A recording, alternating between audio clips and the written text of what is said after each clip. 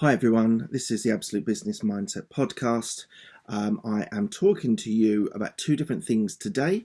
The first thing is something that someone said to me fairly recently, which was, what do you want to be remembered for?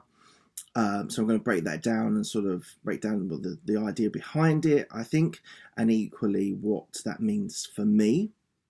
And then the second one is no regrets. So someone else said this to me fairly recently about that you need to make sure you have no regrets in your life. So again, I'll break it down a little bit and also what it means to me as well. So first thing we're going to talk about today is what do you want to be remembered for. So when you're thinking about that sort of concept for yourself, what do you want to be remembered for? Who do you want to remember you, and for an idea of what they are going to say about you, because I think the most important people that you should be thinking about to be remembered by is your family. That should be your starting point. Now, that's not everyone's starting point. It could be colleagues, it could be friends, it could be both, depending on your work habits and work lifestyle. So when you think about who, so they're the key people. Anyone else outside of that, if that's a random person you meet in the pub or in the coffee shop, they get discounted very, very quickly. Your family, your friends, and your work colleagues are the people that you want to be thought about most. So you want to make, whether it's your mother and father or brother or sister, that sort of immediate family, if you're in that age bracket, then you sort of have a mindset of that. I don't know, when I was in my mid-20s, I wasn't really thinking about what I wanted to be remembered for. I didn't really have a prioritization in the way that I have now in my career. So I suppose at that time I wanted to be remembered as a great friend, a good bloke to go out with and socialise with and just be interesting. I think in my former years, my 20s, I wanted to be interesting rather than successful. So it's not just one thing for all of your life. You change and you adapt, and moments in your life happen. You get a long-standing girlfriend, you get married, you have kids, whatever those markers in your life are. So and then my life took a turn, which meant that I started prioritizing my work a lot more, and my career. I ended up moving from a job to a career, which is great. So I think you need to think about who, and then what they're going to say about you, what you'd like them to say about you. Now, you have to be realistic that what you would like them to say about you isn't always what they are going to say about you. Sadly, that's not the case, that you're able to control that so much. So it might actually be helpful, those key people in your life, whether that's a mother or a father, whether that's a wife or a husband, ask them, what do you think I'm good at? What do you think I'm... Because I think we talk a lot about, or I've talked a lot about mindset and about goals and what you want to achieve. But interestingly, sometimes you need feedback in your career. If you're in a corporate career, as I am, you get feedback and you get assessment. In outside of that, you don't always get that sort of assessment, and in some jobs you don't have that sort of structure. So it's good to get feedback from friends and family and colleagues to see how you're going, see how your other people's perceptions. Some people are more self-aware than others. Some people aren't, and I think self-awareness. A lot of people talk about how important it is, and I agree. I think you need to know yourself before you start knowing anybody else and start dictating what anyone else is thinking or what anyone else is doing. So it's incredibly important to get that feedback on a semi-regular basis. You don't want to... I know everyone is a bore that just wants to talk about themselves, but equally those key people should listen and understand that you want that sort of feedback, and it would be helpful to get that. But obviously friends and family, you've got to be slightly careful, because some people are more personal development savvy than others. And I think you just need to be a little bit careful if you are one of those types of people like myself that is into self-development and personal development. If your friend is not, you might have to just manage that conversation a bit more carefully than someone that's sort of into it as well. So yeah, I think that's a fair assessment of who and what. So just on a more personal viewpoint, so I want to feel like I've had an interesting career, as I'm working in a corporate environment, and as I've said in the last couple of podcasts, I'm going to move career, but same business, just different company. I want to be thought of as having an interesting career and make the right moves at the right time. Now, hindsight is a wonderful thing, and I don't know if moving to this other company is going to be good or not. My gut feel is that it is going to be good, but that's what you want to be remembered for. Do you want your whole career being in one company? My grandfather's age group, he just recently passed away, who was 89. He had his whole career in one company and got the watch and had the party, 40 years or whatever it was. And that was a reputable, suitable, reasonable way to live your life, and in your job and your career. I think that's less usual these days. There's a lot of movement. People move relatively quickly if they don't like the natural order. I think that's equally okay. At my company that I'm still working for, there are quite a lot of lifers. It's a very big company, and there are a lot of people that find that sort of atmosphere and either don't want to move, and we'll talk about a little bit more about opportunities and taking opportunities in the no regrets bit, which is part 2 of this. But it's what you want to be remembered. You want to be remembered by your ex-colleagues, ex-friends, that you were a company man through and through, or were you trying to make a difference and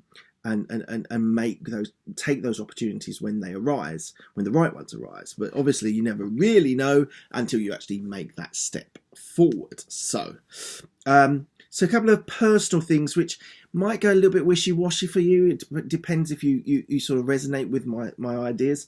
I want to make a difference.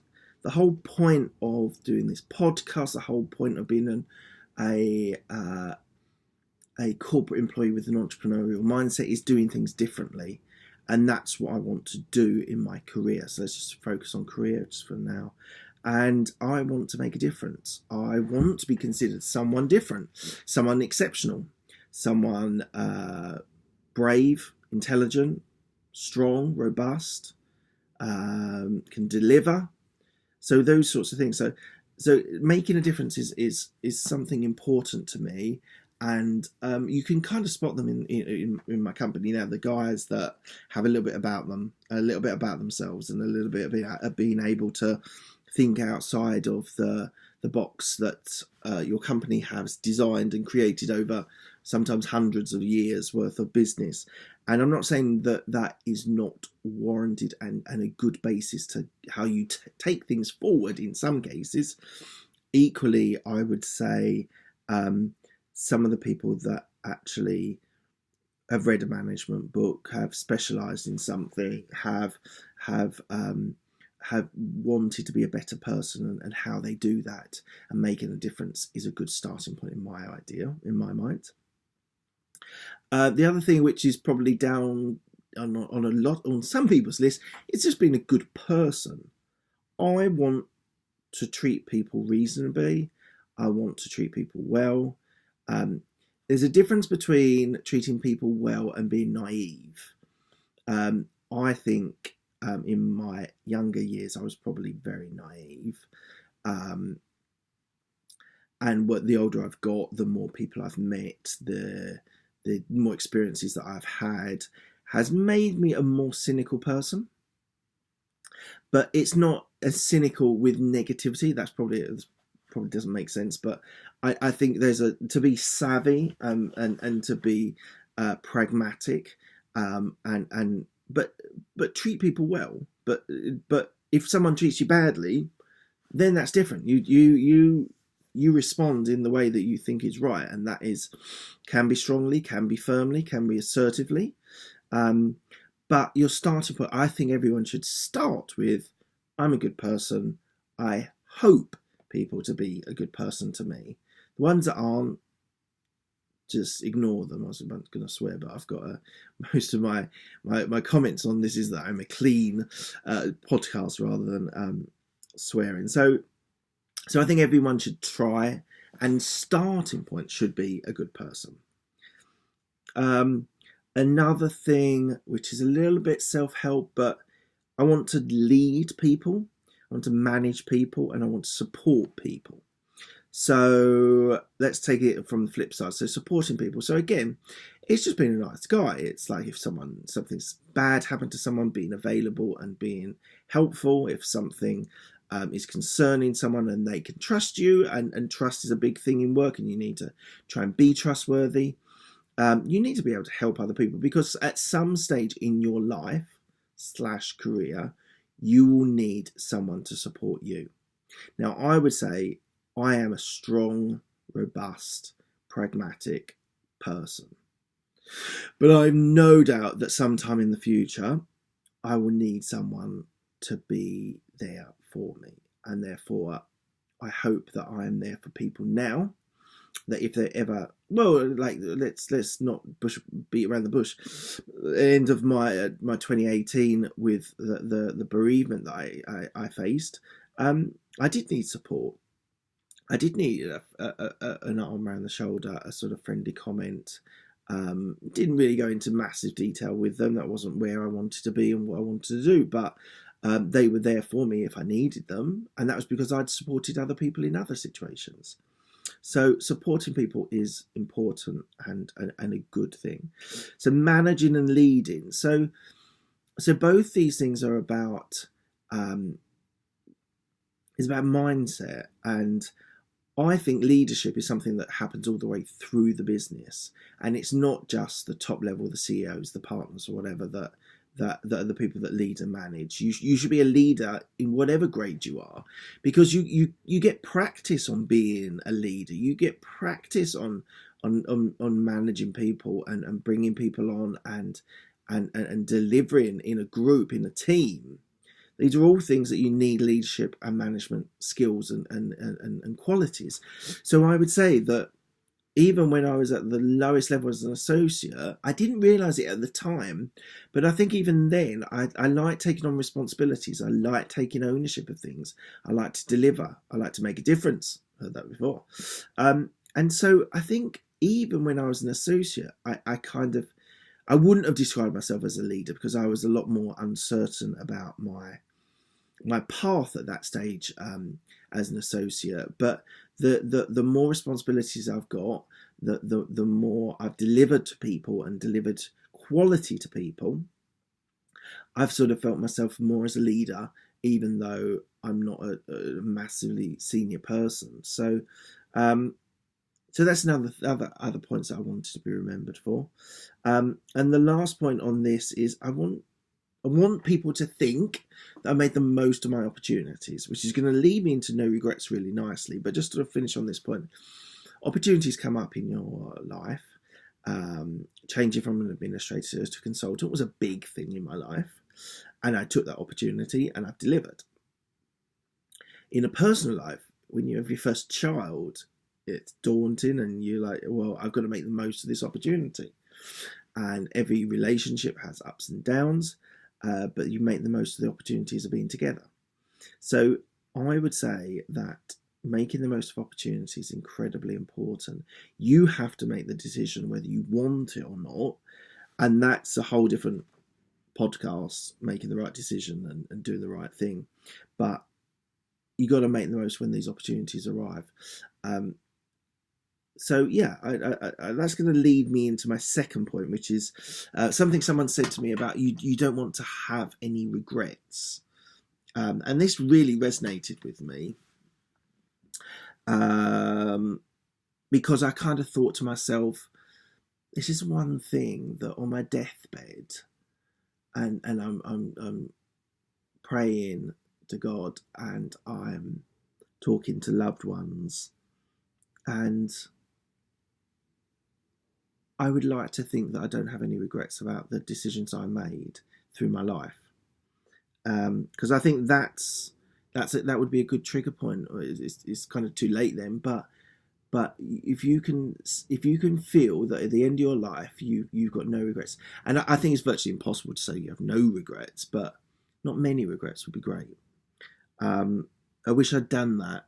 I wish I hadn't have done that. I wish I could change that. All those things come into regret, and I think you can live your life scared, or you can live your life confident and want to deliver. And you've got to take these opportunities when they arise. Spotting the opportunities is quite difficult. Sometimes they're not. Sometimes they're very easy. Sometimes they're a little bit more subtle. But opportunities occur all the way through your life. And you can either do two things. You can look them straight in the eye and make an assessment, whether that's the right thing for you or not. Equally, you can ignore them or not see them. If you don't see them, there's kind of an excuse. There's not, because you should be looking for them, but you can ignore them. And I personally think that my career, if I had just stayed at the same company for the next 30 years, 25, 30 years of my career, I think I would have had a regret about that. But equally, it's taken me 5 years in the consultancy business to get to the point where when an opportunity comes around, I want to grab it. 5 years ago, I wouldn't have been ready. I wouldn't have been available. Wouldn't have been in the mindset to take on something new. New is good. Too much new, you kind of get into that sort of... I've heard quite a lot of people say to me that I was just a constant changer of jobs I needed. It's kind of like your LinkedIn or your Instagram or Twitter feed. It's sort of that dopamine that you get, that hit of something new. Someone likes me. Someone likes a post I've made. And I would say that it depends where that opportunity came from. So if it's someone that's liked your work and has given you an opportunity, then that's great. That's a really strong argument. You go looking for an opportunity. Equally, you made part of the decision yourself, because you've thought to yourself that you want to see an opportunity. You want an opportunity. Creating opportunities is really good. That's a really strong place to be. Creating and opportunities occurring for you. Two really, really strong places. And if you get an opportunity, you need to assess it. Now I went into this not the last podcast before, about how I broke it down. And it very basically pros and cons. It kind of was, it kind of wasn't. But equally, where did I want my life to be? So the last point. And if I hadn't moved now, would I have regretted it in the future if nothing had changed medium term? So you always have to look for opportunities. They will always happen to some degree. They can be very subtle and very minor. For example, taking on a slightly different role in your job, in your career. Equally, it can be bigger. It can be a change in job, as we've talked about. It can be a change in lifestyle, a change in how you want to conduct your life. But opportunities occur all the time. Look for them. If you get nothing else from this podcast, look for opportunities.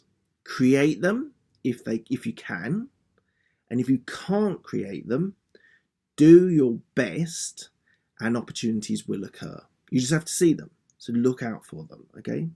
Open your eyes and listen. So many people don't listen in those situations for these opportunities. So listen, be quiet. Quieten that voice in your head, quieten your mouth and stop talking and listen, okay? Right.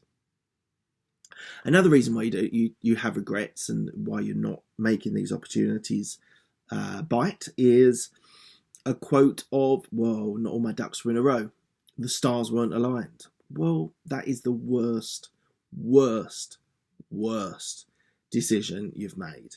Because it's never like that.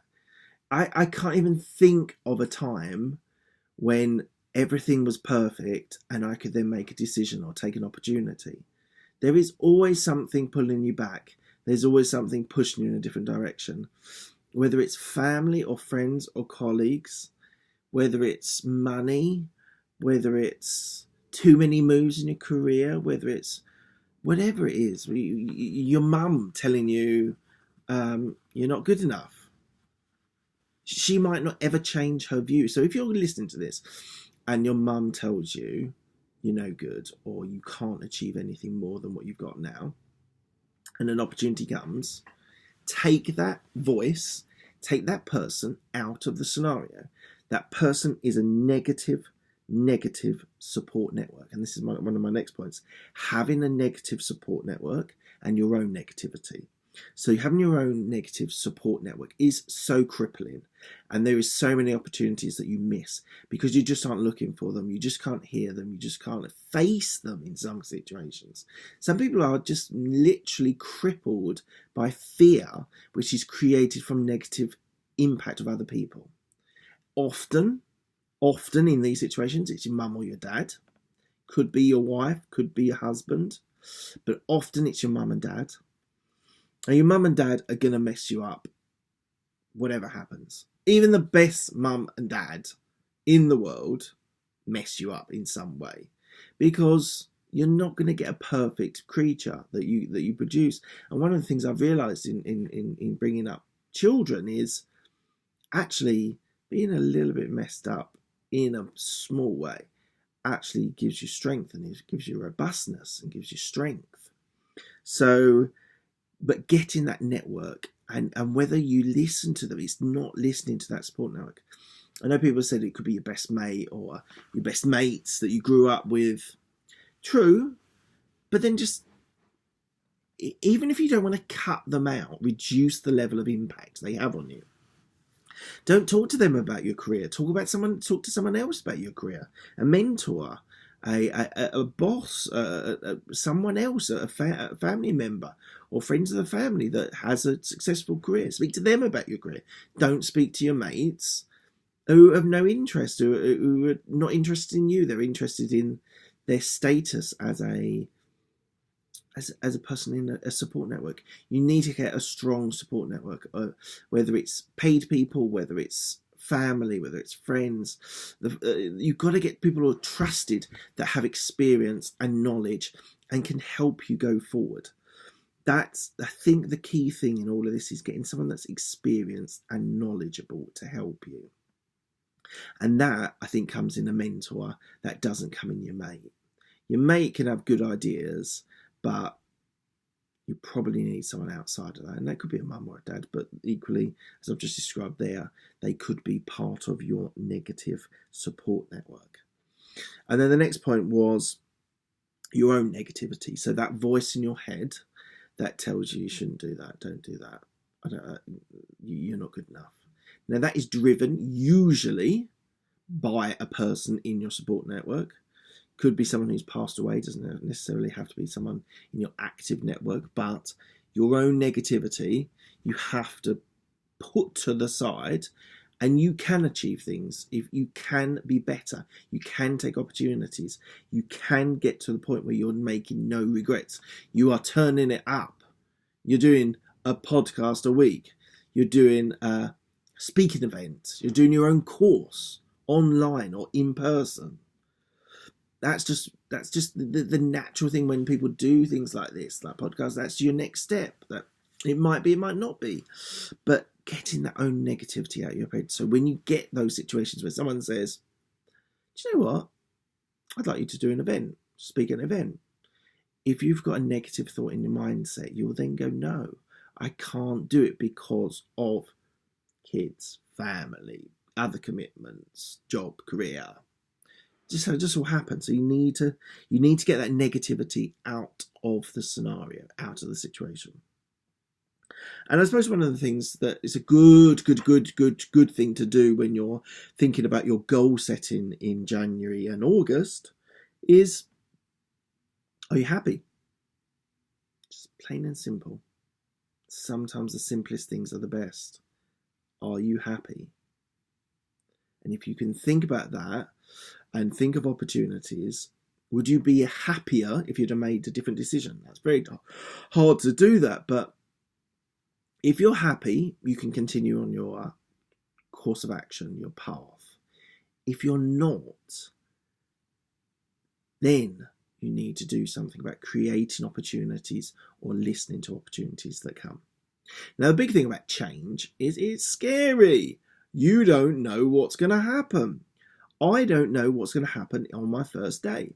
Got an idea. I remember what it was like when I joined this other company, but it is scary. And if you've got a negative a frame of mind mindset, you'll see it as big, scary, and you don't want to do it.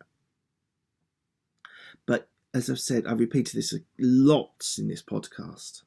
You've got to take these opportunities when they come up.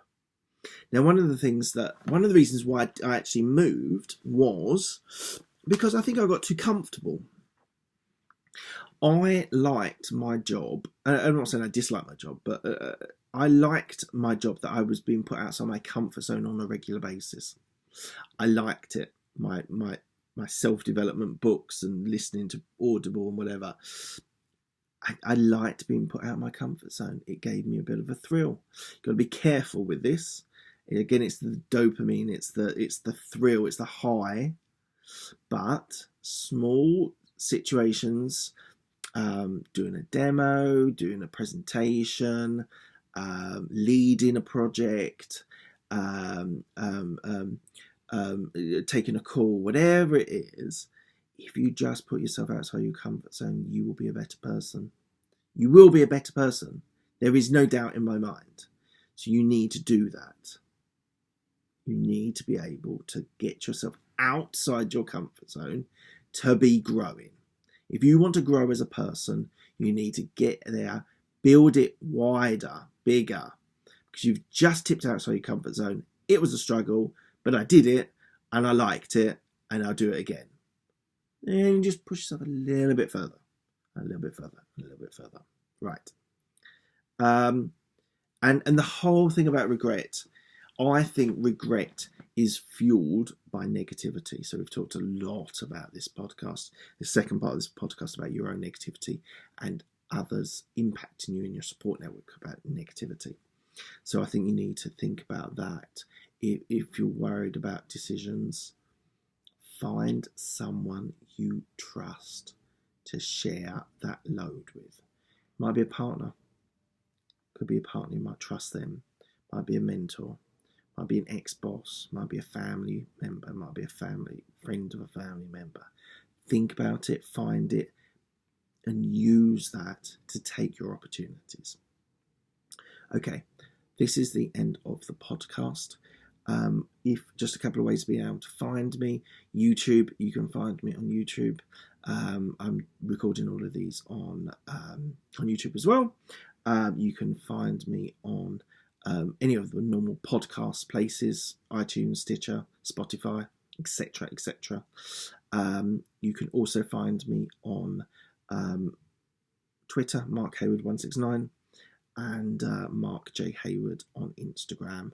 And there is actually a Facebook group called Absolute Business Mindset. Not really pushed that at the moment, just got that ready if and when we need it. And also do check out the website, which is absolutebusinessmindset.com. There's some extra things on there, which is exciting and nice to see. Right, thanks a lot, guys, and I'll speak to you soon.